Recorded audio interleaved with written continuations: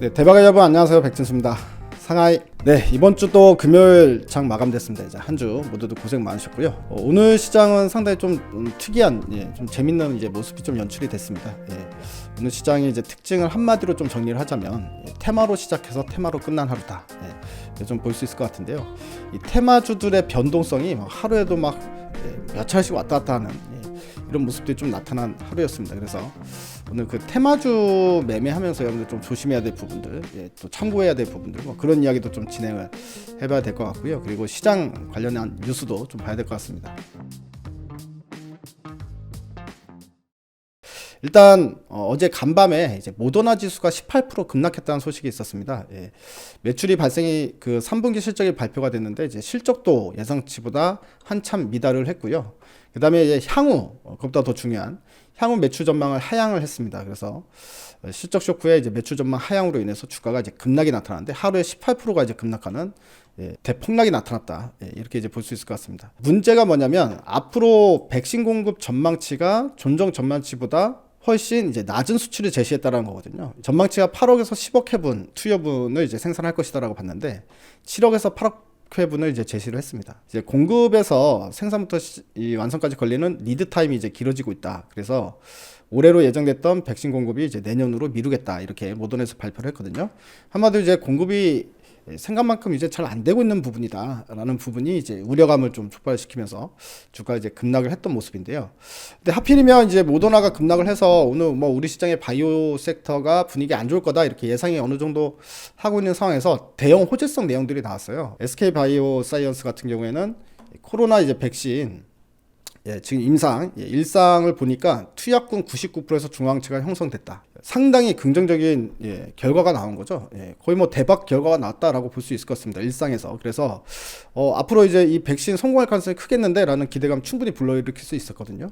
그리고 또 주가도 바닥권이었습니다만 바닥권인데도 불구하고 힘을 못 쓰는 모습이죠. 오늘 이제 바이오 섹터가 전체적으로 이제 안 좋은 부분에서 호재성 내용이 나오다 보니까 시장에서 딱히 이렇게 매기가 유입되지 않는 이런 모습이 좀 나타났다라고 볼 수가 있을 것 같고요. 또 하나 나왔습니다. 한미약품에서도 급성 골수성 백혈병 치료 신약 기술 수출해서 총 4억 달러 규모, 그러니까 이제 5천억 규모의 기술 수출이 있었다라는 뉴스가 나왔거든요. 근데 이제 보면 한미약품도 주가가 완전 바닥권에 있는데도 불구하고 이렇게 급등세가 나오지 못하는 모습이었습니다. 대신에 이제 오늘 테마주들은 아까 이제 처음에 말씀드렸다시피 테마주들은 오전부터 막 극성을 부리고 이제 올랐다 떴다 막 반복을 했는데요.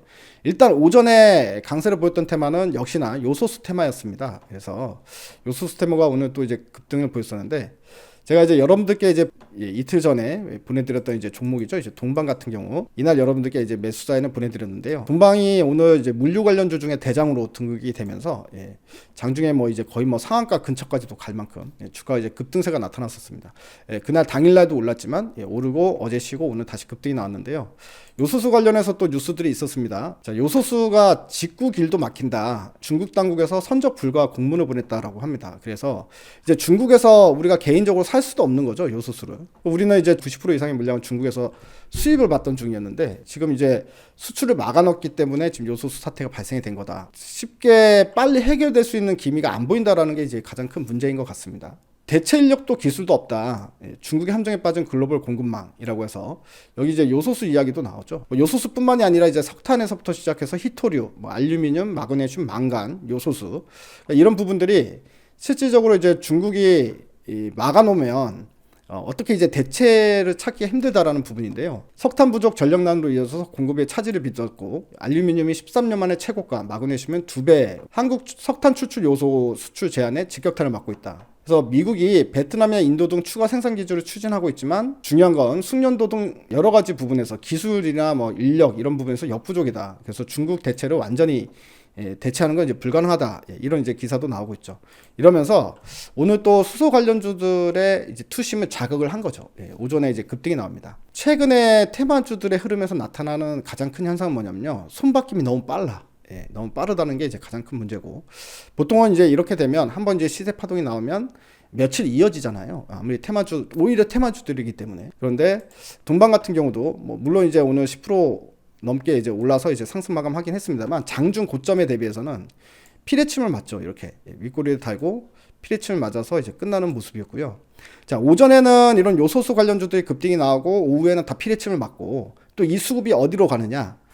오늘 또 이제 오후 2시 45분부터 국민의힘의 그 대선 경선 주자 결정이 있는 날이었죠. 투표 결과가 발표되는 날이었습니다. 홍준표 관련주와 윤석열 관련주 이쪽에서 계속 이제 투자자들 테마 매매를 하는 우리 단타꾼들의 관심은 온몸에 이제 한 몸에 받게 된 거죠. 그들의 등락폭은 정말 하루 종일 왔다 갔다 했는데요. 근데 딱 결과가 발표한 순간 자 1분 만에 경남스틸은 하한가로 그냥 바로 딱 결과 발표하자마자 1분 만에 하한가로 그냥 떨어졌고요.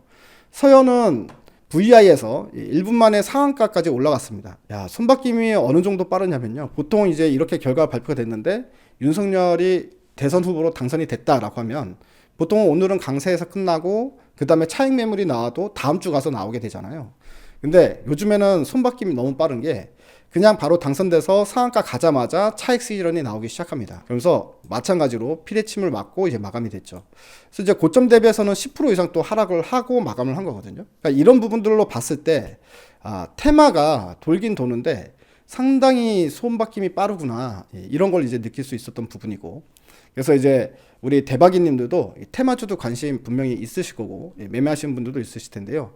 이전보다 방망이를 정말 짧게 잡고 테마주는 진짜 그야말로 트레이딩 관점에서만 보는 게 좋을 것 같다. 그러니까 올라가면 팔고 다시 또 떨어지면 사고 올라가면 다시 팔고 이런 식으로 좀 짧게 그게 이제 보유 시간이 몇 분이든 몇 시간이든 간에 이런 식으로 매매하는 게 이제 좋지 않을까. 그래서 특히나 테마주 매매할 때 좀 이제 잘못하면은 그냥 꽉 물려버릴 수가 있기 때문에 좀 주의하면서 조심히 좀 매매를 하시면 좋겠다. 이렇게 좀 말씀을 드리겠습니다. 자, 그리고 컴투스와 관련돼 가지고 컴투스가 지난번에 한번 고점에서 이제 이익 실현 한번 하고 21선까지 좀 떨어지면 이제 매집을 다시 하면 좋을 것 같다. 이렇게 좀 말씀드렸잖아요. 그리고 라이브 방송에서도 이제 메타버스 쪽이 계속해서 올라갈 수는 없으니까 좀 쉬어가는 흐름이 있을 거다. 메타버스랑 이제 NFT 쉬어가는 흐름이 나타날 거다. 위메이드를 보면서 이제 우리가 이제 바로미터로 보면 된다라고 말씀을 드렸었는데요. 위메이드가 어저께부터 이제 급락이 나오기 시작했죠. 그리고 오늘 오전에도 또다시 추가적으로 한 10% 정도 이제 급락이 나오다가 저가 매수가 들어오면서 다 끌어올리는 모습이었습니다. 그 때문에 이 메타버스나 NFT 같은 경우에는 이제 조정 구간이 나오고 다시 한번 좀 치고 올라갈 가능성이 있다라고 보여지거든요. 너무 이제 이슈가 너무 세니까. 그래서 컴투스 같은 경우도 다시 한번 이제 매수를 할 만한 위치에 이제 온 거 아니냐. 그래서 다음 주부터는 다시 한번 좀 매수 타이밍을 잡아봐도 좋을 것 같다 싶은 생각이 듭니다. 뭐 이거는 이제 테마주는 아니니까 걱정 안 하셔도 될 것 같고요. 뭐 방망이 아주 짧게 잡으실 필요는 없다. 이렇게 좀 말씀드리겠습니다. 그리고 오늘 나온 소식들이 있는데 컴투스와 관련해 가지고도 블록체인 게임 플랫폼 기업인 미시컬 게임즈에 또 투자했다는 소식입니다. 그러니까 이미 컴투스 같은 경우에는 지금 한 달 새에 계속 이제 투자를 막 3천억 넘게 투자를 했습니다. 그런데 이제 지난번에도 말씀드렸다시피 컴투스는 아직도 현금이 5천억을 보유하고 있다. 나에게는 아직도 12척의 배가 있다. 이순신 장군 얘기처럼 나는 아직도 현금을 가지고 있다. 이제 그런 느낌인 것 같죠? 미시컬 게임즈에 또 투자했다는 소식입니다. 최근에 이제 애니모카 브랜드, 캔디 디지털, 더 샌드박스, 업랜드 등 이제 해외 업체들도 이제 투자를 막 진행을 했거든요. 국내 업체들도 다 진행을 했고. 근데 이런 블록체인과 메타버스 산업을 선도하고 있는 해외 기업에 계속해서 투자를 지속하고 있다는 소식인데 여기에 미시컬 게임즈를 또 투자를 했다는 소식입니다. 이 미시컬 게임즈라는 회사는 이 플랫폼을 통해서 이용자가 게임 내에서 자신만의 NFT를 만들고 거래할 수 있도록 했다고 합니다. 그래서 이 플랫폼을 토대로 제작된 블록체인 게임인 블랭코스 블록 파티를 서비스하고 있는 업체라고 하는데 또 여기에 이제 또 투자를 한 거죠.